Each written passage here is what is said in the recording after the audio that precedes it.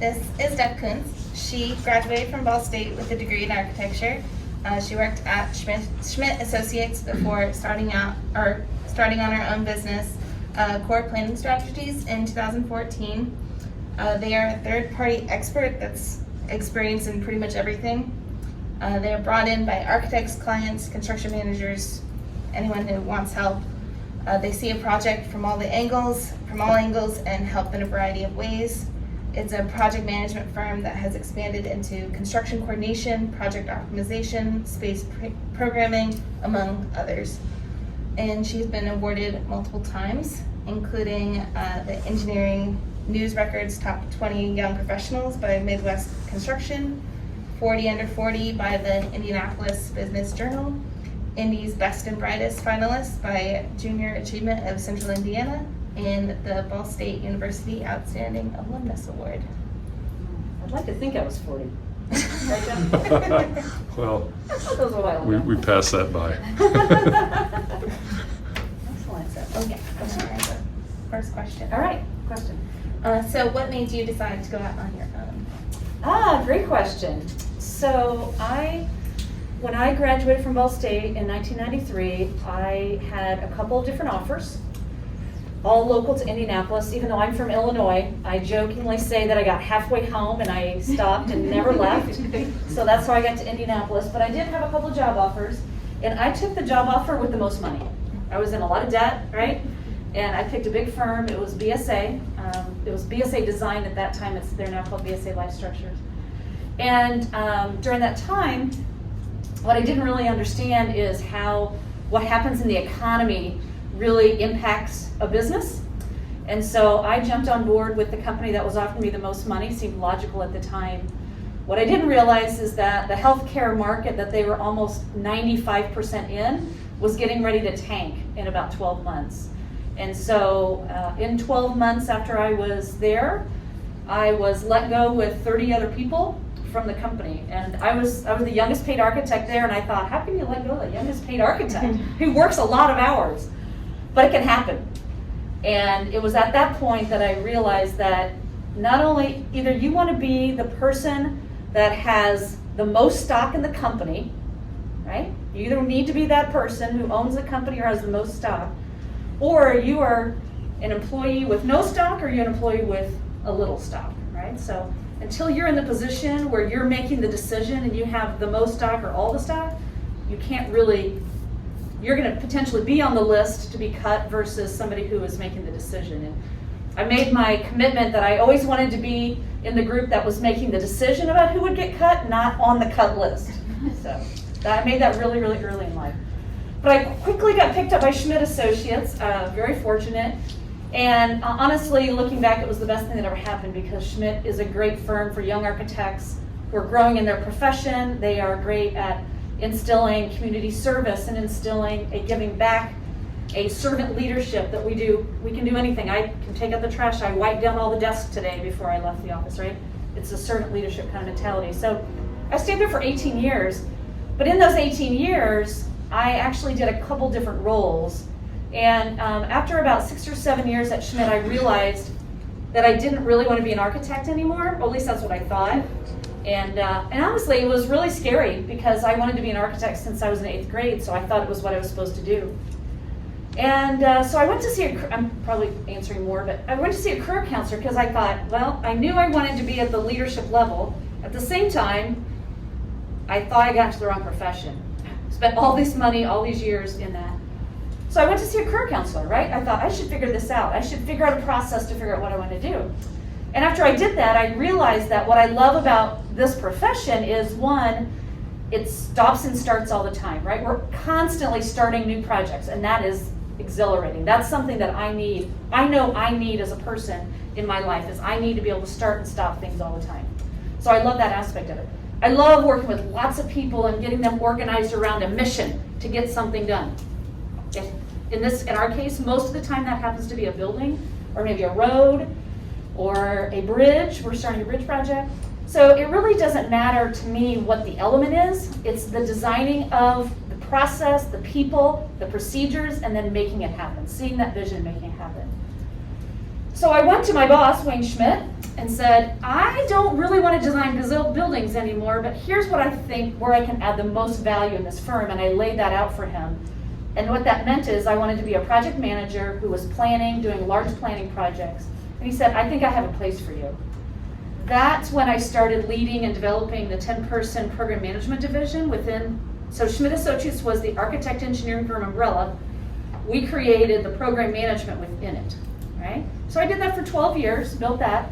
And at, coming back to your more specific question, at that point, I was working really closely with clients. And when they see that you do good work, they want to hire you, right? So I was being wooed away by a client. That was my first indicator that, oh, I might be making a change.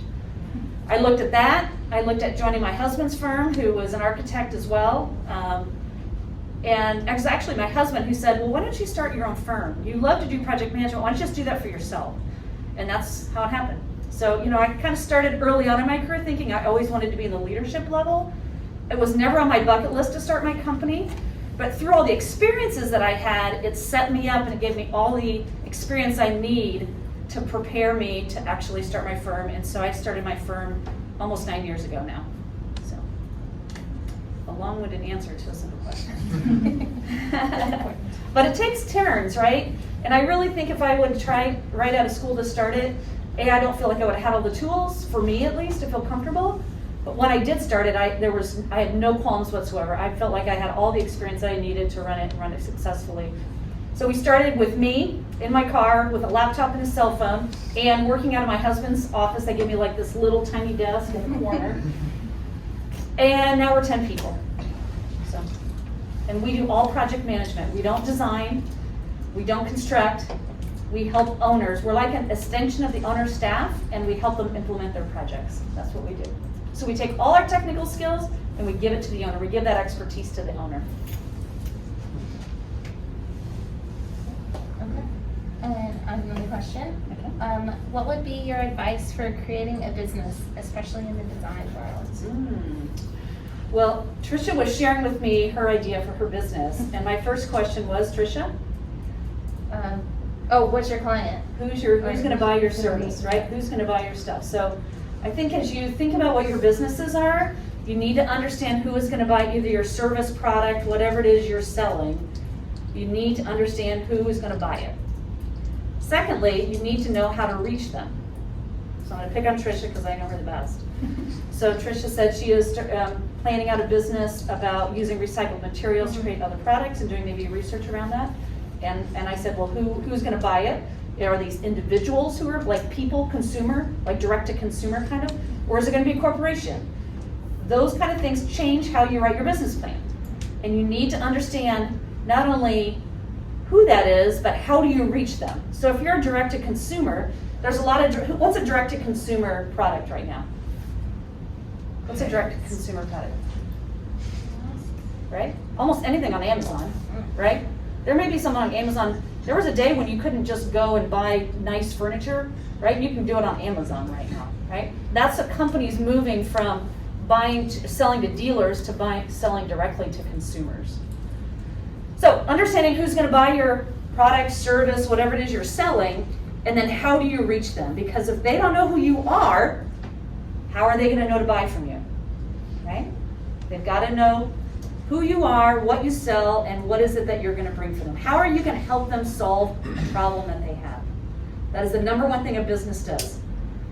If you can figure out, I've always thought, if you can figure out what the problem is, a problem, and then create a business to solve the problem, that's the winner. If you just create a business for the sake of having a business, what are you trying to solve? So I would encourage you all to think about what problem are you trying to solve, who is your customer, and how are you going to reach them? And that will set the framework for everything else that you do in your business.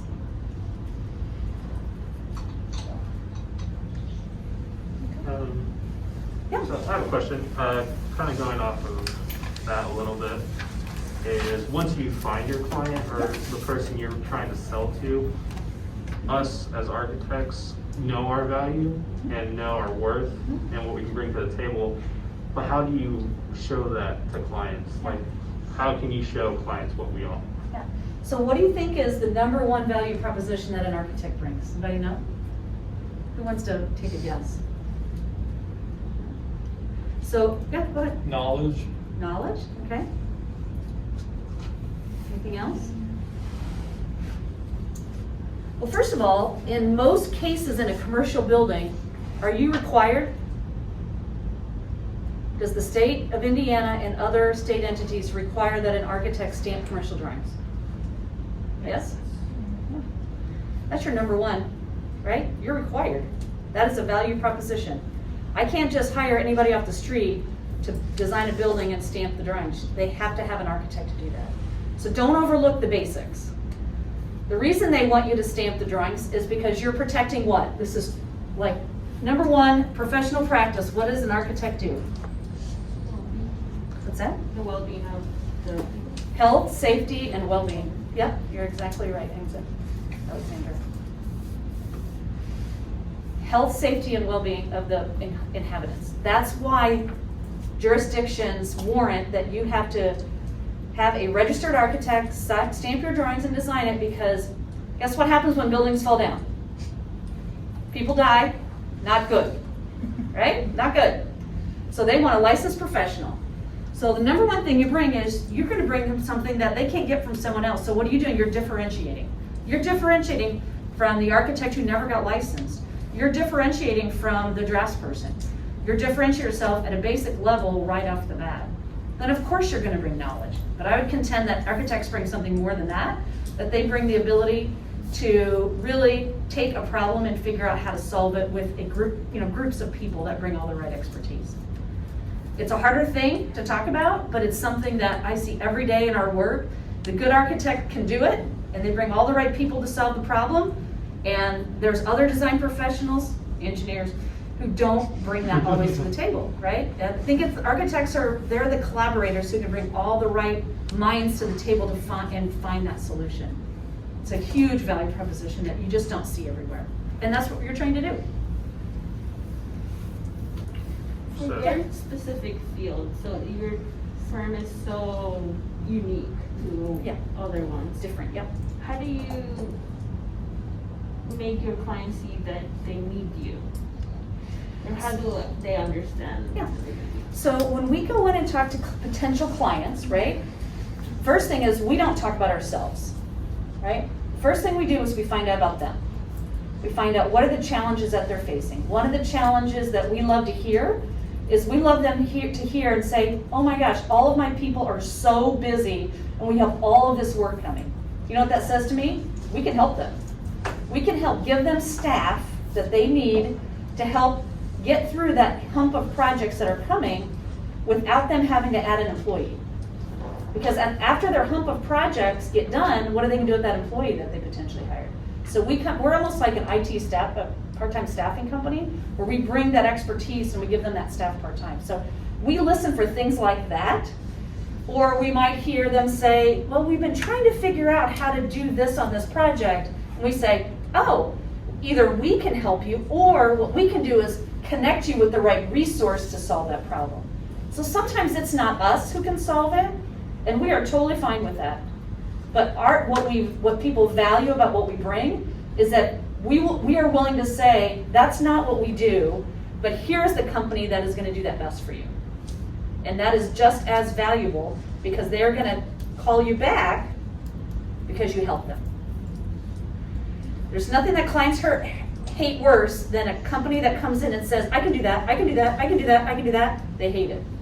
Just be good with what you do best and bring resources for the rest. I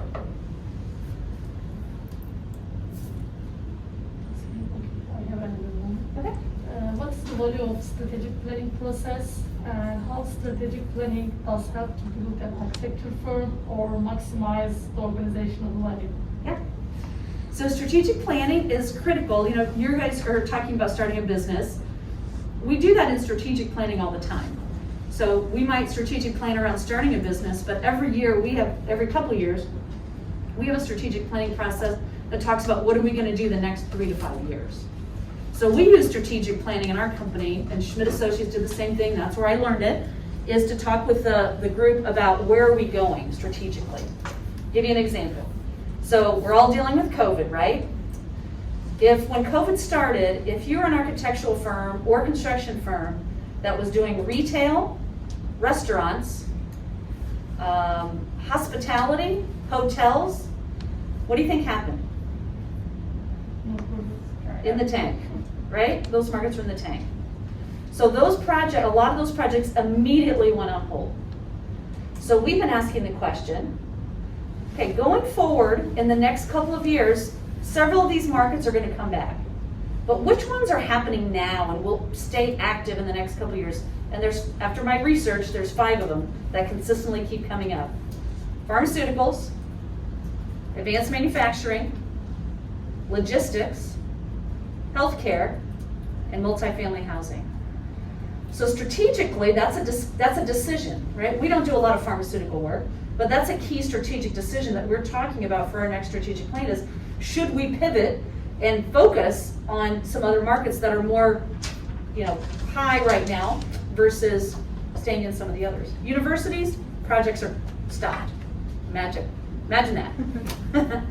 But K-12 is going, there's some that are still going, but you gotta think about strategically, is that the right place for us to be? Now, logistics, we've already said, even though there's a lot of work going, we don't think that's a good match for us because we are focused on projects that are gonna transform communities.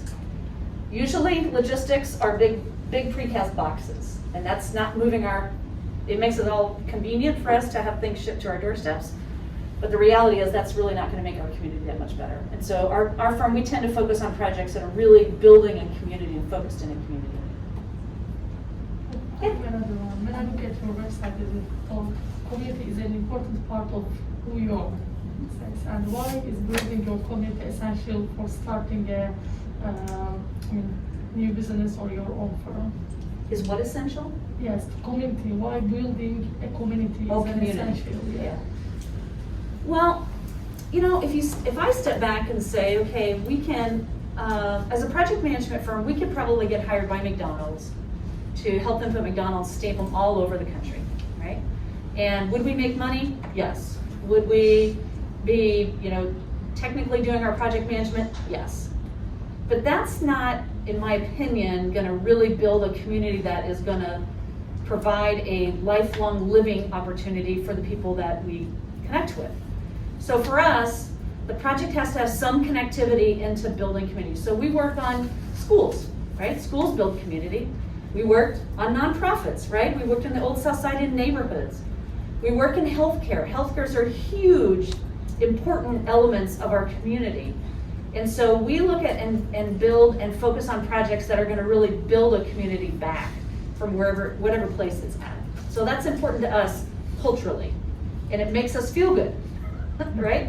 And if you do work that makes you feel good and sort of fills your bucket up, then it's really not work, then it's fun.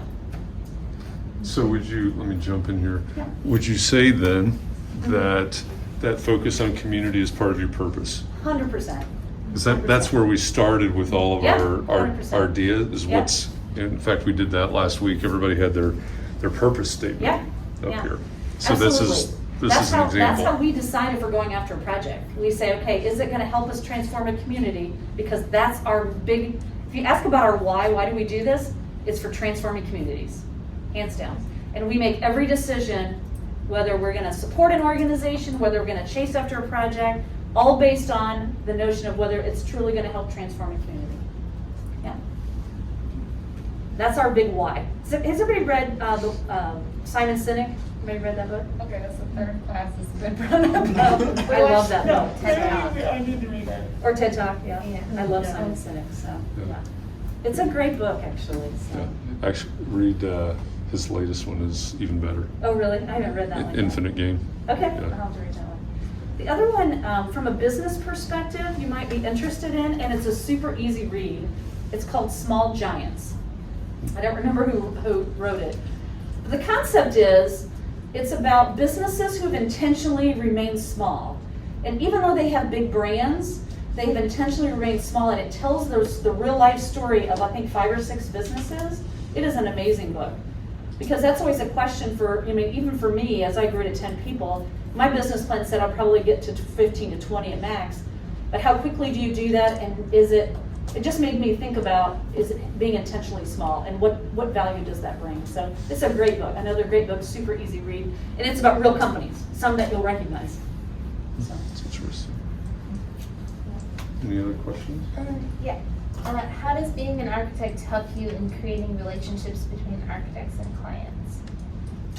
Well, the nice thing is, because we're a community of architects, particularly I think in Indianapolis, other big cities may be different, but I mean, we know most of the architects. So being part of the group, I guess, because we've grown up with them, it's just nice. I mean, if I needed something, I could easily text Jeff or call him. You know, he ran into me on Friday and said, hey, can you be there Wednesday night? I said, sure, no problem. So, I mean, it really, that community matters. So as you do, you know, even a lot of times when I talk to students, and I know some of you are non-traditional students, I say, look, you know, next to each other. If I think about our class, we have people from our class who are our clients, right? So the people that you're looking at next in your classroom literally could be your future clients. They could be your future teammates. You might hire them as employees. You might compete with them to get work. I mean, it really is a small world, and so make the connections here first, and then everywhere you go, you should be making connections, keeping cards, keeping connections with people, because it will matter in the end, and it will come back tenfold. Personally, I didn't understand that. I mean, we were friends because we had mutual friends and we hung out together, but in the end, I didn't really understand the value, how important it was to start those connections now and to use those in the future. I have a 16-year-old I have a sister has a 16-year-old, and her daughter was trying to get a job. So she went to this Mexican restaurant in their town, and she filled out the application, and you know, she came home and said, hey, I got the job. And her mom goes, well, you know why you got the job? She goes, no. She goes, well, I texted them because they're my clients and asked if they needed a person, sent you there to get it. She goes, so I didn't really get it because of me? And her mom was like, who was my sister, said, it's who you know. And I'm telling you, it is, Jeff, right? Oh, yeah. It is who you know. It doesn't have to be the mayor, but it is who you know. Those connections are very, very important. That's why I got Tricia. Through a connection. So. Other questions from the team? Questions, anybody else? When you were doing your strategic planning for your firm, when you were starting to develop it, what are some of the things that you were afraid of? Or... Well, I was afraid no one would hire me, so that was a challenge. But because I did have some connections already, I was setting some seeds and testing that. So the best way to alleviate fears is to do something to test them to see whether they're real or not. Because they feel real in your head, but feelings are not facts, right? Feelings are not facts. So if you're feeling a fear about something, A, you should talk about it with somebody, and B, you should kind of test that fear with other people. And then you'll soon find out whether it should be a fear or whether you're just making stuff up in your head. But you gotta talk it out. I really like that idea. I like that point, because one of the things that I run into a lot in the architects that I work with is, you know, you were talking about value. What's the value of an architect? What's the value proposition? And, you know, in my work, it'll get more granular than that. It's, how do we know what our clients actually value? You know, we do higher ed or we do whatever. The best thing you can do is ask. Yep. What is your client? You know, Yep. who are the last 5 clients you worked with? Go out and ask them. Yep. What did we do right? What did we do wrong? Yep. What was the biggest value that we brought to you as an architecture firm? And we or ask our whatever? clients that, so we Yeah. can use it and talk about it the next time. Yep. Yeah. Yeah, absolutely. Yeah. And so even the idea of the businesses that you're working on right now, you know, and I've had this discussion with several of you, the reason I really like your idea is because, well, with both of your ideas, the reason that I really like your idea is because when I travel and I land in a city that I'm not familiar with and I don't know anybody here and I'm by myself and I'm looking for exactly what you're solving with that idea. if you have an idea right now and you're wondering, well, is this feasible? Would people really pay for this? Have I really identified the right problem here? Think about, we talked about this and you said it at the very beginning, who's going to pay for this? And then can you figure out somebody like that right now? If not, ask me and we'll find somebody, but Yeah. you can go in and talk to them. Yeah. This is what I'm thinking. Would you pay for this? Would you buy this Or for who- me if I had it right now? Not if you would, who would? Right. Who Yep. would? Where is the need? Again, what's the problem you're trying to solve, and then how do you solve it? It's a way easier if you start with the problem first. Yeah, absolutely. So, Yep. otherwise otherwise it might be you're backing into a little bit. So, Mhm. Yep. Any other questions? Anything you're struggling with right now with your project that you'd like to ask Deb about? Sure. So a lot of probably the most common problem, most common struggle right now is being way broad, Too many options, right? yeah. And, yeah, exactly. And trying to dial that in. So when Oh yeah. you kind of explained it, but and you went to the career counselor and those types of things, Yeah. but Well, I tell you, when I started my business, I had 12 things that we were doing. I mean, I put everything on the list. When you start a business, you're worried that you're not gonna like hit somebody's sweet spot. So you like put everything on, and then after a couple years, you're like, well, I never did this, I never did this. Now we're down to like 6 items, right? So that really are gonna matter. Yeah. So I can understand, and when you're early in your business, a lot of times you do kind of take a lot of things on, right? Because you're just trying to stay afloat, and you're also figuring out what works for you. What do you think you provide the most value? So it sometimes it is kind of a learning process, but we still the core, no pun intended, the core part of our business has never changed. The 80% part of our business has never changed. It's always been project management and owner's rep work. It's all the subtle things around it that give us entry projects into the big bucket. So what I mean by that is we might do a space program. We weren't designing it, but we're just helping a client figure. A lot of clients don't know how much square footage they need. So they're not ready to do a design yet. They're just trying to figure out how big of a building do I need. So we help them do that, and then they gain trust that way. And then we move that into, okay, now let us connect you with a broker, find a building, and then help you get it renovated. So for us, that's an entree project. It's not the big part of what we do, it's the little part that gets the connection in to get to the bigger part. So. do you see any, I know you identified those 5 areas. Yeah. Do you see any COVID-specific pivots in your future? Well, we are helping our clients with, so one, we're talking to a healthcare organization about how they plan for future medical office buildings.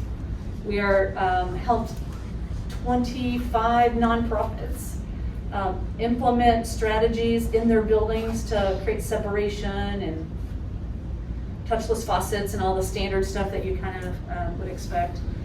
But we definitely anticipate, and we have I'm giving you 3 kind of really different examples, right? So one is, what is the healthcare of the future? One is, let's just fix the stuff we have, kind of paint up, fix up, and get it to work right now. And then another is, we're working with a state agency that has 800 people, and they had 800 workstations. After COVID, they're gonna keep 50% of those people working from home, which means they're reducing their footprint. And we're helping them reduce their footprint. It's a huge change in the office market, and will continue to be a huge part, I think, of the office market going forward. Once the people in the office get back. Now, we opened our office up. I think it's time to just figure out how to live with it, because this is not gonna end. So we may as well just figure out how to live with it. That's why I want to come in person, to show you that we can all live with it. I mean, if you guys are here, I can be here, right? But I'm a firm believer that we just need to get over ourselves, and we shouldn't wait for a vaccine or a cure. We've got to figure out how to live. So that's my person. How to adapt and respond. Just probably not surprised by that. Comes from the farm. I do. I come from a farm. I grew up on a dairy farm. I didn't say that. Yeah, I'm the oldest of 8. I have a twin sister, and I grew up on a dairy farm. So, yeah. That was farmer mentality coming through right there. That's right. Just push through it. Ingenuity. Other questions? Going back to like you talking about your purpose statement involving community, is there a certain like structured hierarchy that helps you determine which typologies are most suited to impact that purpose statement? You know, we haven't narrowly identified that, but we do intentionally look at every project and decide whether we think it's going to meet our general approach. And let me give a most recent example.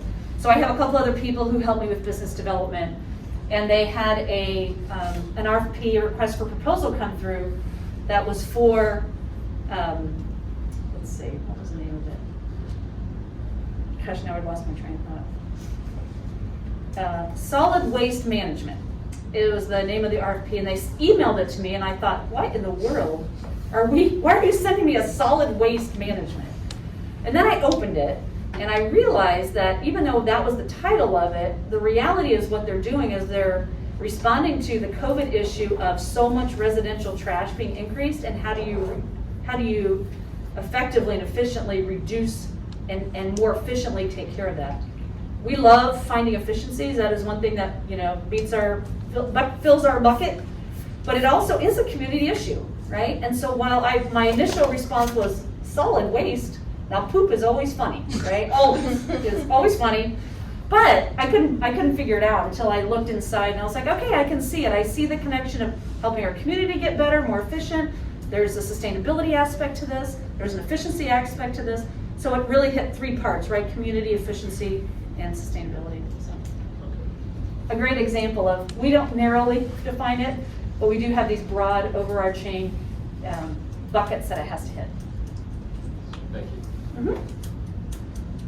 So we are turning in on Friday our solid waste management proposal that we teamed with a national firm who we didn't know. We went out and find the right people who do this all over the country, and we're teamed with them, and so we think we have a pretty good shot. So we'll see.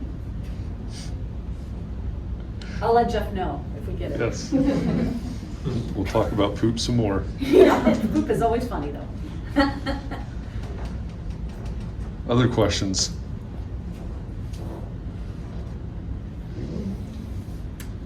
Nobody?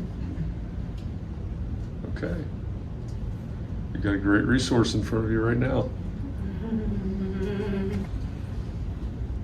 Okay. I'm gonna point out Alejandra, because we worked on a community project together on the Old South Side, and when I saw her upstairs, I thought, boy, she looks familiar, but I couldn't put it together. And she remembered and reintroduced herself. You should always do that, because not everybody remembers, especially with masks on. So definitely sometimes you have to remind people that they do know you. So great job.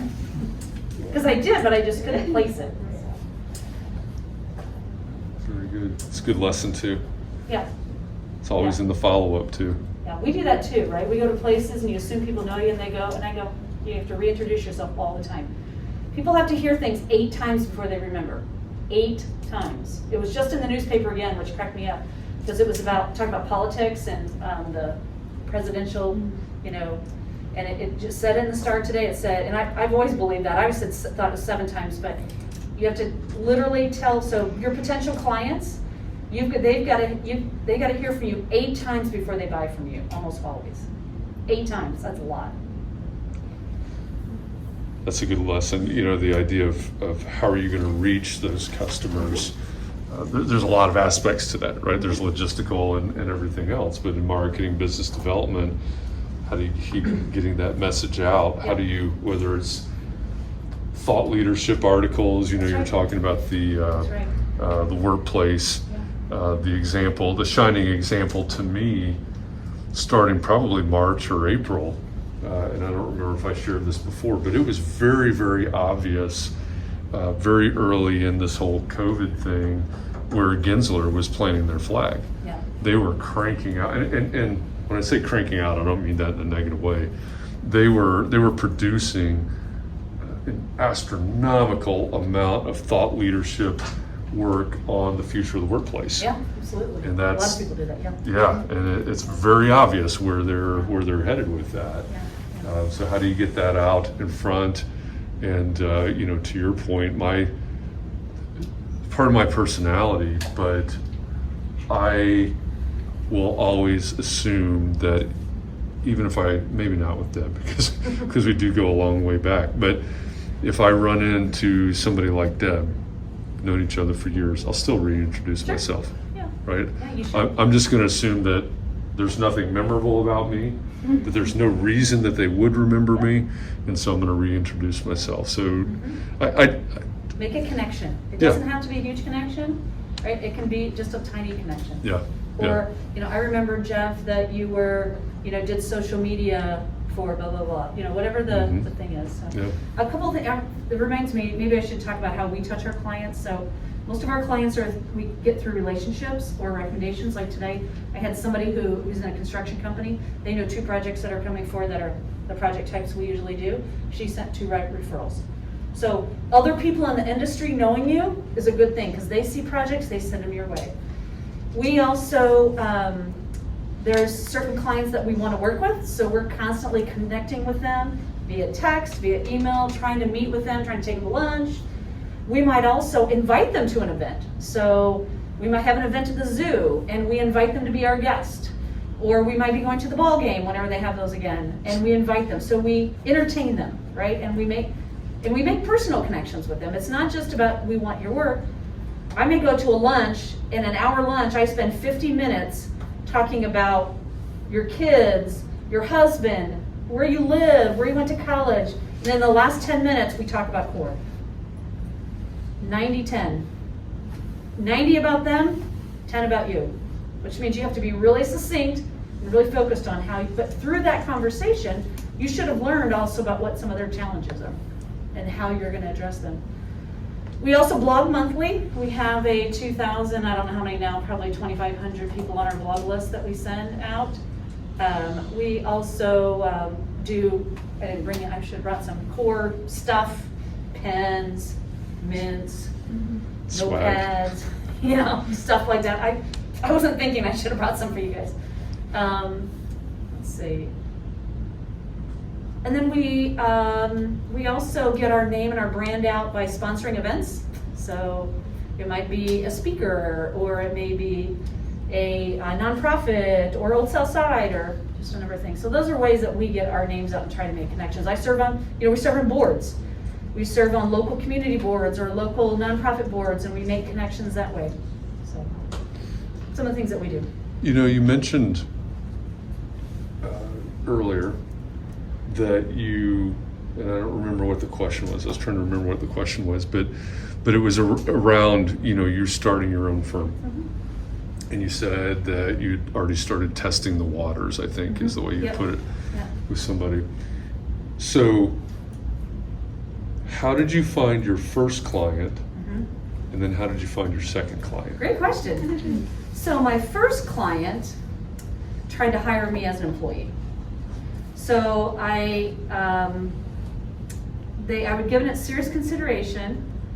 One thing I forgot to mention at the time, I actually have been very involved in AIA throughout the years, and at that time when I was contemplating starting my business, I was contemplating running for national AIA president. And at that time I knew that 60% of the firms in AIA are small firms, and I'd only ever worked in big firms. So that was another driver for me, as I wanted to feel what it was like. Because I felt if I was going to be the president, I should know what it feels like to be in a small firm. Jeff worked on my social media campaign. Now, in the end, I didn't make it. I actually got to, we were down to 2 finalists, me and a woman from Texas. Turns out the big states have a lot of votes in AI National. So, but it was the best thing that ever happened. So my loss for AI presidency was the best thing that ever happened to my business. Because I wasn't distracted. I was then focused solely on my business, as opposed to splitting my time between AI National and my business. So it is absolutely, by the end of the first year I had 4 people. That's how busy we were. So it really did, all those things kind of were part of it, but it all made sense. So my first client, then I said to them, I can't become your employee. I'm going to start my own firm. I hope that you'll hire me. And they did. That was great, right? So my second client thinks that they're my first client, by the way. And I let them think that. So my second client, the day that I resigned and went to Wayne Schmidt and said I'm going to resign, I knew that I was starting my business, and we had a client who previously we had done some project management work for, but in their second project, Wayne really wanted to be the architect. So when you're the project manager for the owner, you can't be the architect. That's a conflict of interest. So Wayne said to me months before, he said, now on this project, I want to be the architect. I don't want to be the project manager. So, I'm a person who was thinking about starting a project management firm, and I thought, I wonder if they'll hire Schmidt as the architect, and then they'll hire me as the project manager. So I went in the day that I was going to resign, and I resigned, and I said, now I have a meeting with this client this afternoon, and they're ready to sign on the dotted line for you to be the architect, Schmidt Associates. And I said, but at that same meeting, I am also going to propose to them that they hire Deb in my new firm as the project manager. And Wayne was very nervous. He's like, no, you can't do that. And I said, Wayne, do you want to be the architect? Because I have the relationship with them. I'm going to get them to say yes today. And he was nervous I was going to mess it all up because I just resigned. And that's probably fair. And I said, listen, you can send somebody with me, do whatever you want, but I'm telling you, I'm going to go into that client. I've got it all queued up with them. They're going to say yes to you as the architect, and I think they're going to say yes to me as a project manager. And that's exactly what I did. So the day I resigned from Schmidt, I got him a project, got him a big contract, and became my second client, but they believe they're my first, so just keep that in here. This was my first. Very good. So there you I think there are a lot of situations. The reason that I asked that, I think there are a lot of situations, and I think we're going to see that a lot right now in this economy, that there will be people that are laid off. Yeah. There will be people that decide, hey, I might get laid off, so I'm going to go out and do my own thing. And an awful lot of people do that, make that leap with a client. Yeah. Right? And so the calculation is, well, I was making X number of dollars at Schmidt Associates. That might be gone next week, so I'm going to go do this because I found this client that's going to pay me about 75% of what I might have made in the next year at Schmidt. And so that's fantastic because it's all my money, and Yep. they forget about the fact that you pay taxes and all that stuff. And so they make that leap, and then the uh-oh moment, if we call it that, is, this project is coming to an end. Yeah. I'm working on this. How do I find my second client? And it's the sophomore jinx or whatever you want to call it. But I think there are a lot of situations where people all of a sudden realize, hey, wait a minute, there's something beyond finding that first client. Yeah, I would say another parallel to that is I have two friends who they thought the client that gave them the confidence to start their own business turned out to be it wasn't their first client, right? So anytime you jump away from something, you need something to give you some confidence to do it, right? And so it could be the promise of a project. And in two cases, they said, well, I went out because I thought they were going to give me this project. That first project died, but the second project immediately came in. But what was the key? The key was they needed something to give them the confidence to jump. And anytime you're going to move firms, because you will in your lifetimes, right, move firms, you need something that's going to give you the confidence to go and do it and try it. And even if that something doesn't work out, something else will fill it. Yeah, leaps of faith are real. Yeah, leaps of faith. That's why they call it faith. Yeah, you got it. Other questions? Other Maybe thoughts? if you could talk a little bit in terms of the people you like to hire and how you were able to assemble that team. A lot of people I hired are because of relationships that I've had, but almost always they have a background in design, construction, real estate, sustainability, that kind of background. So I'm hiring from within the industry. Almost always they're people that have either served in the client side already, or they are tired of being a designer or a contractor and they want to, but they still want to use their skills and give it to the client. So, but most of my employees are because of relationships. Somebody else brought them to me, or I found them.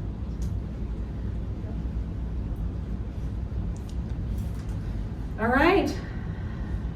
Good luck on your businesses, your business plans. Yeah, sounds fun. Makes me want to go start a business. Okay, enroll. I'll do it without paying that. Yeah. All right, Deb, thank you very much. You're Really very appreciate welcome. you Yeah, coming good in. luck, you guys. All right, thanks. So what were your biggest takeaways? Okay, so one big takeaway that I thought of was, as she mentioned, figure out what has been a problem that we can solve, and then create a business to solve that problem, something that's come up again and again in this class. And along with that, who's going to buy your product, whether that be an actual product or a service that's, again, being reiterated. And then the third point was how to reach them. So that was something that's a little bit different than what we heard, or it's kind of a new idea, how to reach them. Where, can you reiterate on that? With how to reach clients and everything, one of the biggest things is pretty much like hearsay, and then understanding the values of past clients to understand how to reach out to future clients. Also, another thing that was really important was this idea of like figuring out what builds a community. A lot of the firm ideas that a lot of us have been like proposing, they're based around this idea of like building a community from something that possibly is not there or something that could be there. So there's definitely an emphasis on transforming what's actually there. Another one that I thought was a big takeaway, it's who you know, and I've heard this again and again in other industries, to make connections but also keep the connections. Don't just take the business card from someone or meet them. Make sure to walk up to them and follow up. And then also on top of that, like as architects and designers, our main goal is to definitely synthesize like ideas and goals of our clients. So it's not only just building what's immediately asked of us, but actually understanding why they're asking that. Okay. Thank